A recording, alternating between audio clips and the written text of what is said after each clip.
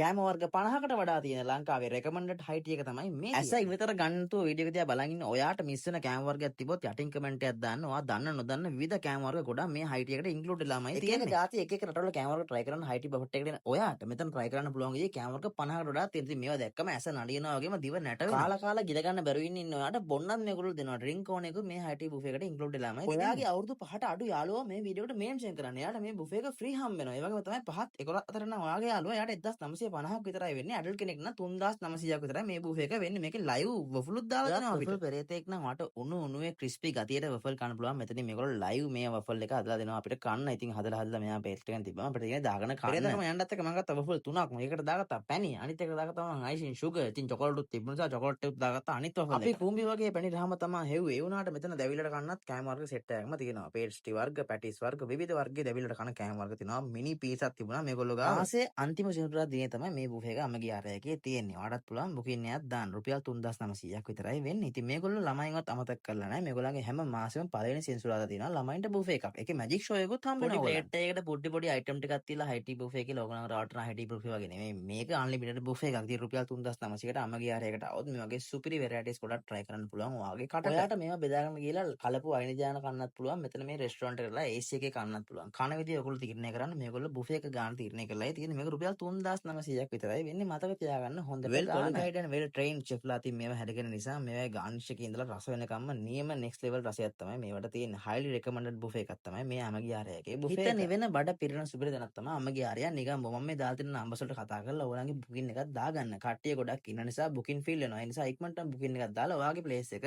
reserve කරලා තියාගන්න. ඔයාගේ වීඩියෝ දෙකකින් බලන්න ඔයා මාව follow කරලා තියාගන්න.